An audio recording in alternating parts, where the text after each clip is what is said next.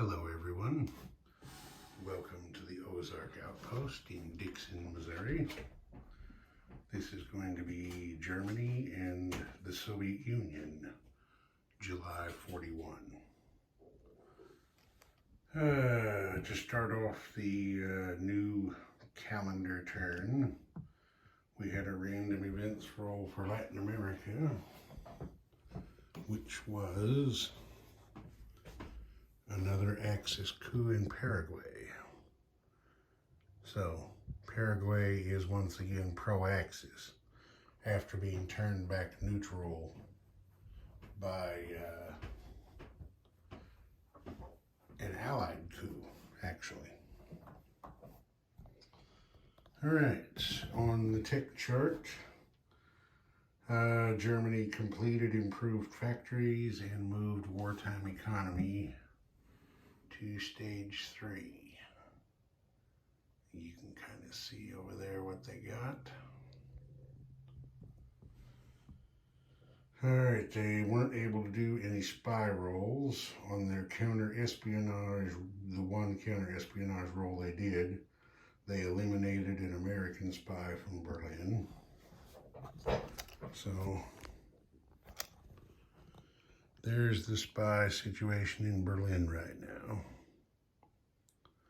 Just a Soviet and a British double agent left there. For their build, Germany built 1 fighter, 4 mechanized infantry, 3 infantry, 2 Fallschirmjägers, and 4 militia. Immediately after completing their build, Germany declared war on the Soviet Union. And then immediately after that, they aligned. Oh, my camera's crooked. Immediately after that, they aligned Bulgaria, Romania, and Finland. Now, I went ahead and did that because the rules say as soon as Germany and the Soviet Union are at war, do the special alignments. So that's the way I did it. All right, then obviously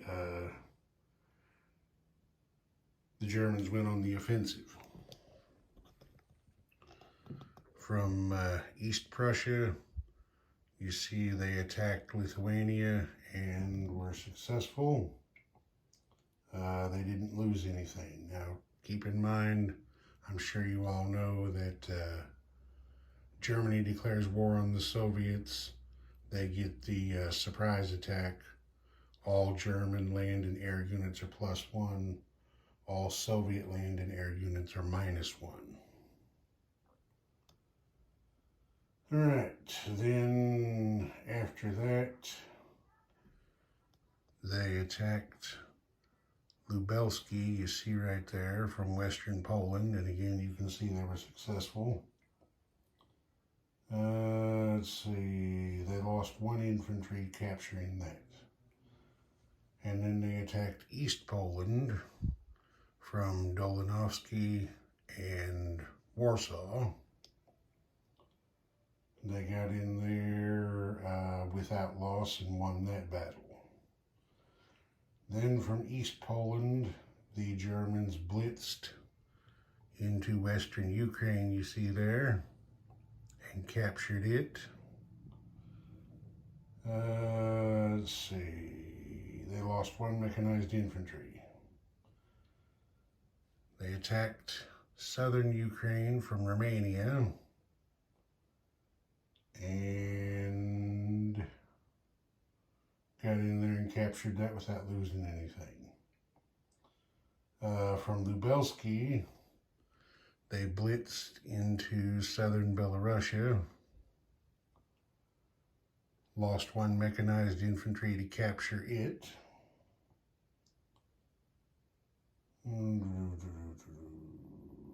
And they went down here to the Balkans and a bunch of guys ganged up on Yugoslavia. They took the guys from Bulgaria in there, the guys from Hungary, and the mountain infantry that had been in Austria. And they got down there and took over Yugoslavia, but it cost them 4 infantry to get it done. Of course, they'll make that back on their next turn. Since I'm playing Elite of the Third Reich, they're going to get to place 4 SS infantry in Yugoslavia. So that plus the 3 IPPs they get for that zone, I think made it worth it.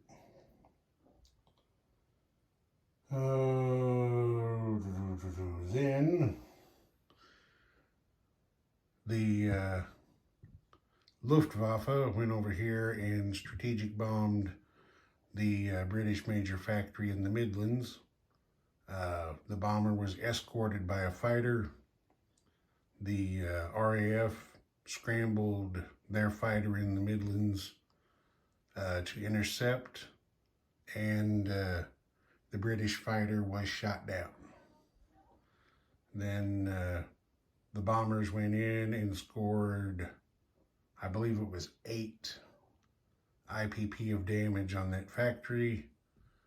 And then because of range limitations, the bomber and fighter had to land in Normandy. They didn't have enough moves left to go back to Western Germany where they started from. Okay, and then we're not nearly done yet. This turn took me a long time to play for Germany. Then we went to convoy raiding. You can see there the U-boat wolf packs hit the West Atlantic line for 4 damage. The British do have advanced ASW, and their defensive shot missed. Then they hit the East Atlantic line for 3. Again, the defensive shot missed. Down here, they tried to hit what was left on the East Atlantic line and maybe some of the West Africa line, but the U-boat came up short, and the ASW defensive shot missed him as well. And we go down to that guy. He hit the West Africa line for 4. Of course, he got missed again.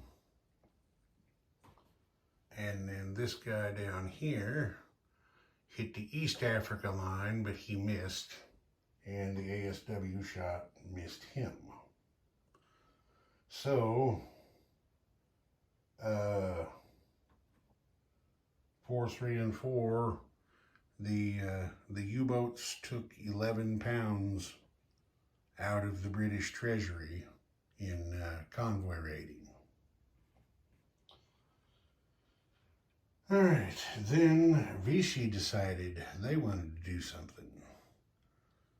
So you can see there, the transport picked up 2 infantry from southern France and carried them down there for an amphibious invasion of northern Algeria. The fighter from southern France went along in support. Actually, there was no fighting to be done. The battleship killed the defending Foreign Legion with a shore bombardment shot. So it was a walk-in invasion.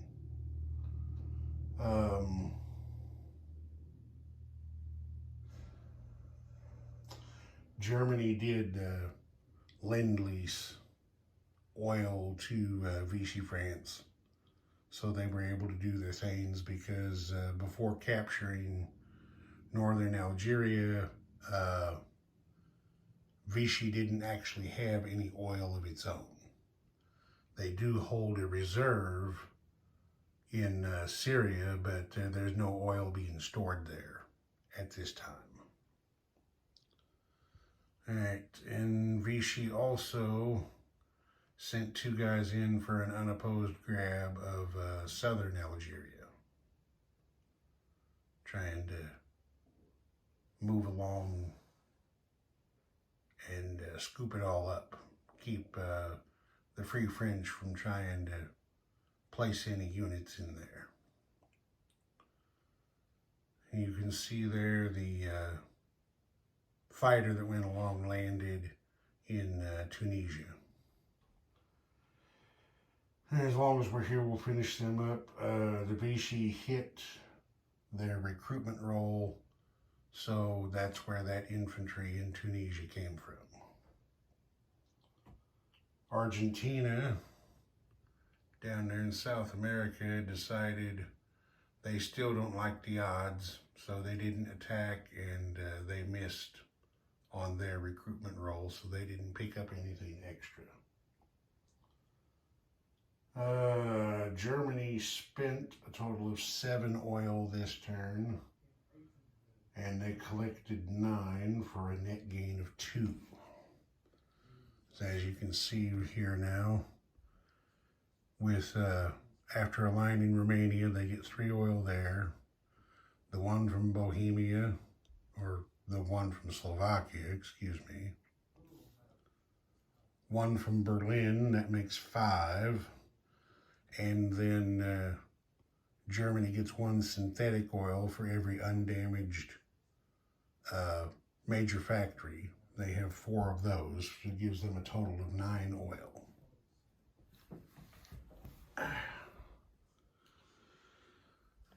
Then I got to counting money, and somewhere I had made an accounting error at some point on Germany's money, but I got it straightened out. They were getting a couple of marks too much for the last turn or two. Like I said, I don't know what I did, but I went through and counted their territory values, and 59 is their income they were due.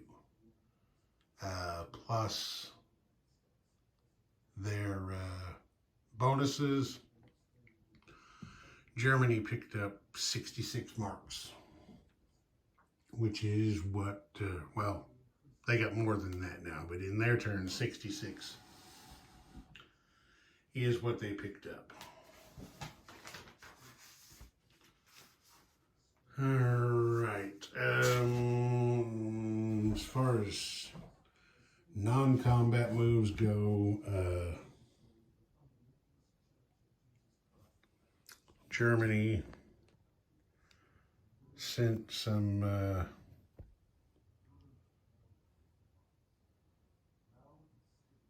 yeah, wait a minute, they couldn't do that. All right, I'll fix that. They moved some reinforcements into a territory they just captured in Poland, so I'll fix that. They can't legally do that.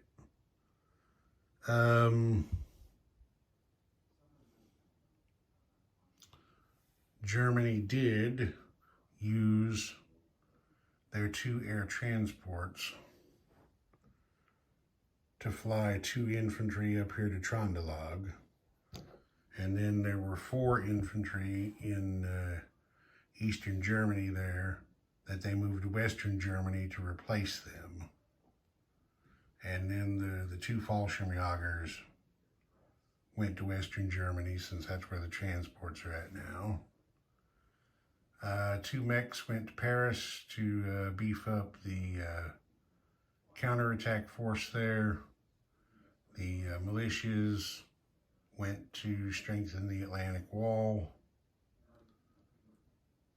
And a couple of mechs went to Warsaw.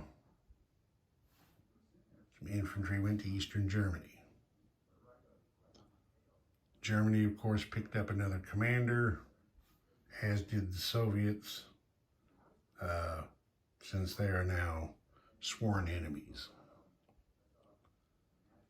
All right, I think that about does it for Germany. Now, the Soviets. Soviets didn't really do a lot in their turn because, of course, you know, part of the German surprise attack is that they're restricted to attacking in just a single land zone on their next turn. So let's see here. On their tech rolls, the Soviets completed heavy armor and wartime economy, which, I'll fix that. Never mind. They weren't able to do any spy ring rolls because they didn't have any open spots. The British spy in Moscow has now been turned to a double agent. So everybody that's in Moscow is now a double. For their build, the Soviets went for 2 heavy tanks, a tactical bomber, 2 motorized infantry, and 2 artillery.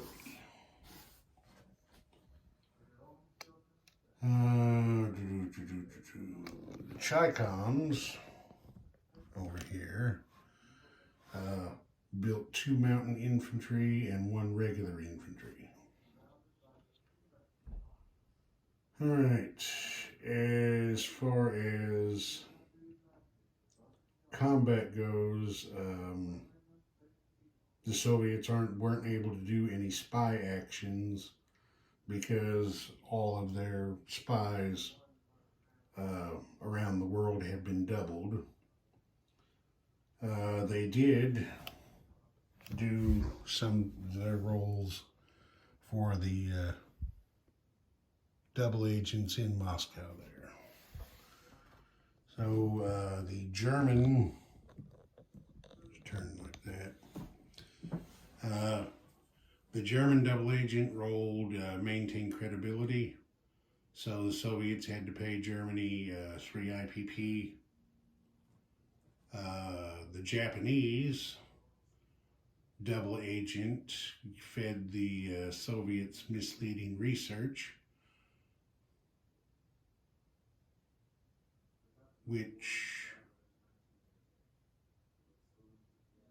wait a minute. No, the Japanese double agent gave their own side. They gave their controllers in Japan misleading research, which caused them to lose stage 1 of improved factories.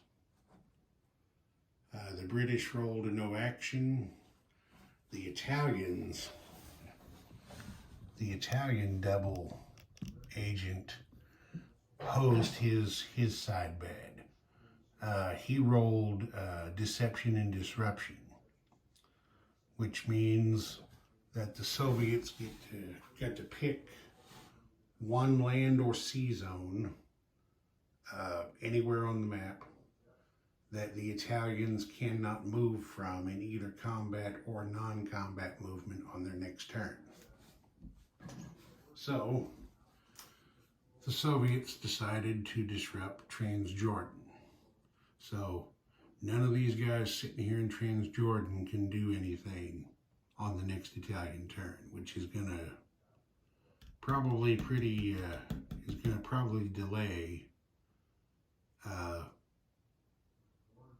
the major attack to try and capture Eastern Egypt and Suez.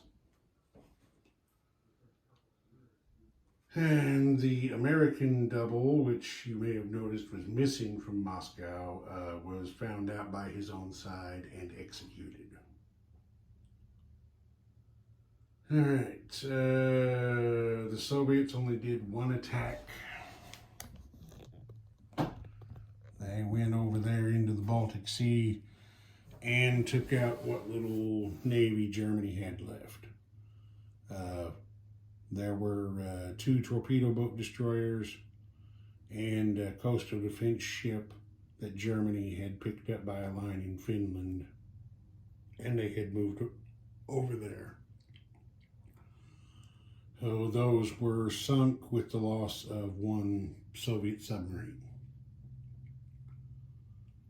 The Soviets spent 3 oil and collected 7 for a net gain of 4. And then, of course, since Germany attacked Soviet home country, that automatically put the Soviets up to 46, their wartime economy, and they had 1 conquest IPP left, which I added on there to make 47.